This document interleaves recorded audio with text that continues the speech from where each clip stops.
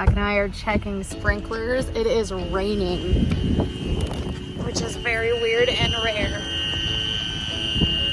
But we're leaving it on. And that should tell you how often we get rain. This is gonna be awesome. We are not gonna check sprinklers later because the roads are gonna be disgustingly slimy and wet. So his F-350 is gonna be not happy sliding around and slipping in that. So we won't be checking him later. But it seems like everything's going good for now. We're not complaining about getting rained on though. All right, checking the last one for the day.